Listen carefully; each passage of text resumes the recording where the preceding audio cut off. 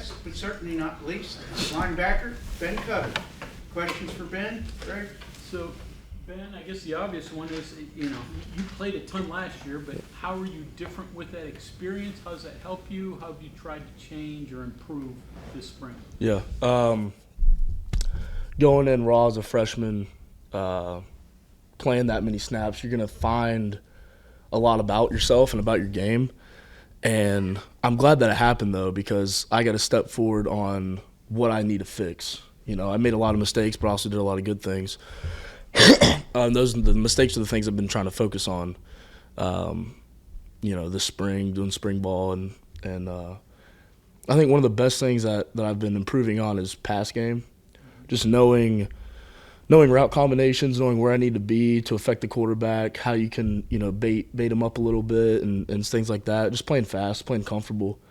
Angles to the ball. I missed some tackles last year because I'd take an angle and my hips would be turned out and, the running back's hips are still square to me and he cuts back and it just don't look good on film. So just little things like that. And those are things that you don't really notice until you have a lot of game experience because you make the mistake. When you make a mistake more than once, you realize it and you need to fix it. So that definitely helped me having all those reps last year. Coach Gooch talked about your pass coverage and the improvement there. Is that hard? I mean, high school you may not have been asked to do that a ton. So how much have you had to try to really focus on that this year? Yeah, that was huge coming in high school. We didn't do any really pass coverage. It was like if you see the offensive lineman look like he's pass blocking, drop to a hash or something. Like it wasn't even the hash. Like you didn't even yeah. But I would say it was huge. And just understanding route concepts and what's happening. If you see two go out, expect the two from the other side of the field coming over, and just little stuff like that just helps you play fast and helps you not have to look around so much. So you see him go out, you don't even have to. You might take a little peek at him, but you don't have to. You can get back to the quarterback and play off and just know what routes are coming behind you. So you don't have to be scrambled as much looking around trying to figure out what's going on if you just know what's happening when you see one thing. How do you like playing with this extra weight, and when you go home, do people recognize you? Yeah. You're a lot bigger.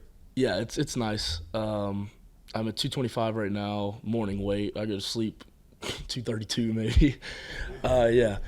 But carry that? You comfortable carrying that? Yeah, absolutely. I lose a lot of sleep lose a lot of weight in my sleep as well. So when I say I go to sleep at 2:30, I'll wake up 5 pounds lighter. It's crazy. But yeah, it's good. I feel good. I feel fast. I ran some of my fastest combine times whenever we did our testing right before spring ball started, so I feel good. Comfortable, the size, more confident, run fits, taking on bigger guys? Yeah, absolutely. I think I'm a lot stronger now too, and understand better techniques of using my hands. And, when a 315-pound guy's running at you, you got to know what you're doing. You can't place your hands wherever and expect to hold your gap leverage or be able to snag off of them. You got to have good hand leverage. If you have a tight end coming at you near foot, just little things like that help a lot. And then obviously the strength and weight just helps you be more explosive in that movement. At the end of the year, I know you took a ton of snaps, probably more than you anticipated. How were you at the end of the year? Beat down? What did you learn from having to do that? Yeah, I think I learned that you have to take care of your body very hard because this game is so physical, especially at this level. You're running into guys that are twice your size every play, and,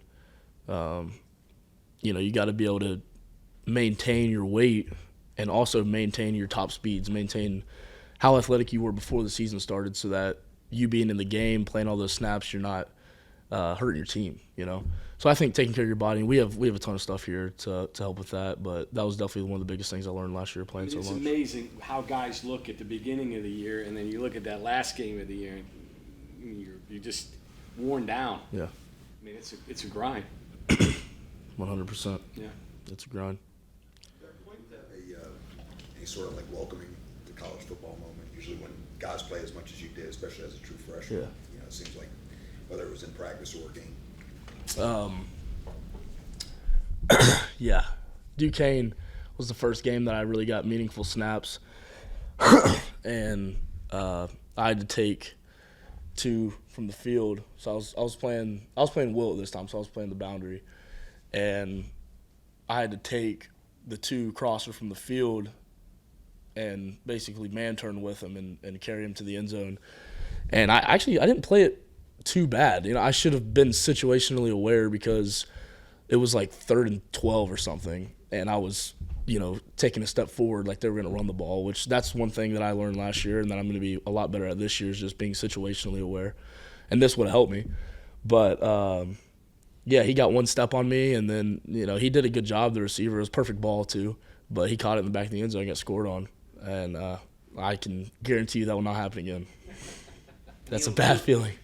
Sorry. Neo talked a lot about how the linebacker room overall is in a better spot than it's been in years, even with him, just in terms of depth. It's been a while until linebackers got individual awards and things like that here. What do you feel about the overall room? What maybe makes you agree with him, or what needs to be improved upon still? There's so much competition in that room right now. We have 8 guys right now, 7 because Jai is hurt, but 7 guys that are hungry to play, know the playbook, know what they're doing, and come out every day ready to go. You look at the guy beside you, and if you're not feeling good, you look at him, and he's locked in your meeting because we have meetings before practice, and you're like, all right, well, I better step up today because this guy's going to better practice than me, where it looks like right now. Yeah, the competition, it makes all of us better too. You feel it's like somebody's chasing you every day, and you got to perform your best, and we push each other really hard in that room. Ask you this. I know linebackers, a lot of them play on a kickoff team. Were you on a kickoff team? Yeah. Once you got into the depth and you were down guys, that has a carryover to kickoff coverage, right? Talk about that a little bit and how that lack of depth really impacted that unit. Yeah. I'm not sure if we had an insane lack of depth for our kickoff team necessarily. There was some issues there, clearly. Yeah. Yeah, I think that we just weren't good enough on kickoff last year. No excuses, Then it's kind of a weird thing you're just talking through. That Duquesne thing, your first moment, you're like, oh man, this is wow. But even the Penn State game, you're on the sideline watching that game. There's a lot of talent and experience in that field, and then it's not long before you're playing a significant amount of time. How did you get yourself ready from Penn State Duquesne to, hey man, you're the mic now? Yeah. Man, it's you watch your guys, you watch your starters play every game, and you watch the film and you break it down, and Coach Coons breaks it down for us, and you just learn. You learn watching, you learn practicing, because still, every game, just because I wasn't the starter doesn't mean that I wasn't preparing like a starter, So I'm getting the reps in practice, and I'm going through it, and every week I'm getting better. And, I think just learning from people's mistakes and making sure that you're constantly paying attention to it because you never know when your time's coming. How important was it then when you got forced out there that Lee was out there and, the guy that had played the most football out of anybody in the room? Yeah, Lee helped out a lot. I think the biggest thing that I took from Lee is just his competitive nature. That guy was always willing to go out there and, mess somebody up. He was always aggressive. Every single day he was ready to go. So I think that's one of the biggest things I got from him. Ben, Neil or Coach Brown said earlier in the week there was a reset at the end of the 2022 season.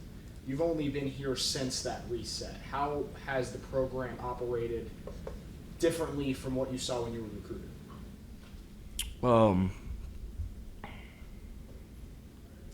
Yeah, I think it's hard to really know exactly what's going on when you're being recruited because I think one of the biggest things to be able to evaluate how a team is doing is to come in and see their leaders and how they're influencing everyone. Because if you have no leaders on a football team, you can have all the talent in the world, and you can have not a single leader, and you'll be the worst football team to be out there because no one's coming together. They're not working as a team. If you have a whole bunch of guys that are selfish on defense, jumping out of their gaps, not holding their leverage, not working stunts with other people trying to make plays, then your defense is going to fall apart. But, you know, I'm not sure for the 2022. From what I've heard, that we didn't have a lot of leadership, but I can tell you right now, we have a lot of people stepping up, being vocal. The communication pre-snap is just amazing right now, to be honest with you. And if we keep having people step up like this, we're going to be really good next year. Curious, you know, I think I read once that App State was after you. Did you have any tie-ins with Vic while he was there? Did you? No. No. I didn't. It's funny though. We kind of joke about it sometimes, and He probably was aware of your name on the recruiting board. yeah. He said he was. He said the first year that he was there, I was on their board. But I don't remember seeing him over there, talking to him. I think it'd be funny if we did have a relationship over there and we both ended up here. But yeah.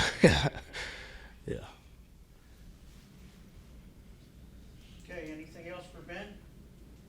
I got one, Ben. Is there if I knew then what I know now that you kind of wished you could rewind and had in your pocket that you were fine last year, I get that, but like just to help you out a little bit quicker with that transition. Man. Just sounds like you learned a lot. I'm wondering what more you could have picked up last year. Yeah, there's so many things. Man, if I had to go back to last year playing in games, I would have done a lot more film study to prepare for things, to understand what exactly an offense is trying to do. Because like right now against our offense, basically our playbook's wide open, their playbook's wide open.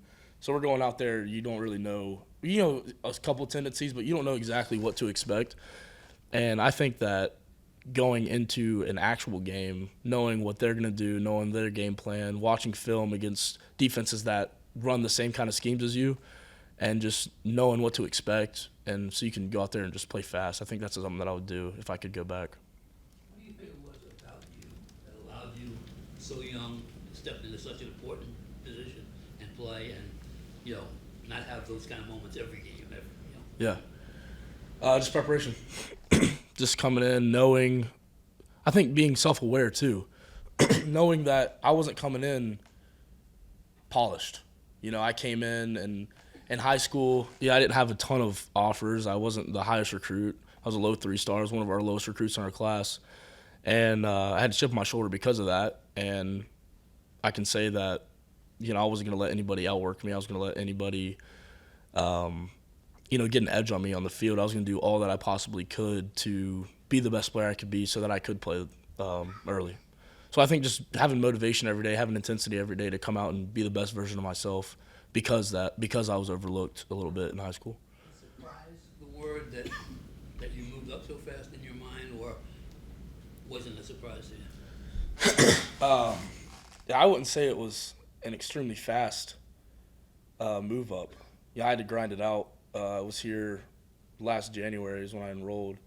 So I went through spring ball, learned a lot of stuff during spring ball, and took that over to fall camp, kept learning, kept fixing things that I messed up before.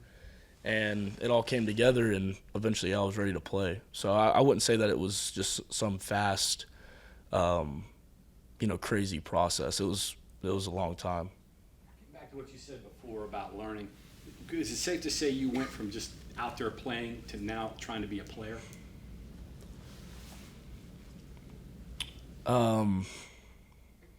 Yeah. Yeah, I think so. Trying to figure out, okay, what are these guys doing instead of going out there, seeing what I'm supposed to do and trying to see the bigger picture. Yeah. Seeing definitely now trying to see the bigger picture. It was go out there and do my job, Right. make sure I don't mess up, Right. And I think now I can play with a lot more confidence and be a player. Yeah. And what was the college game day atmosphere like? I mean, you played in the state championship in high school, but your first game's at Penn State. You had the Pitt game here a couple weeks later, which is obviously a big atmosphere. Anything that you looked around and go, wow, this is something? Yeah, it's not you can't even compare it to high school football. Even the state championship game, that's the basically peak of high school football, and it's not the same at all. But at the end of the day, football is football. You go out there and doing what you love. You're not going to be focused on everything around you. You got to go out and do your job. Did you ever look into the stands? I mean, pregame or Yeah, I think pregame it's kind of cool to just see who all's out there, how many people you got there, because you got to remind yourself why you do it too. Our fan base is amazing here, and half the reason we play is for them. So yeah, obviously seeing the support and knowing, all right, let's they help you get into the game a little bit. But once the ball snapped, I think you're not worried about who's there at all. You know the correct words to Sweet Caroline, right? Yeah, absolutely. Okay, thank you very much. Thank you, guys.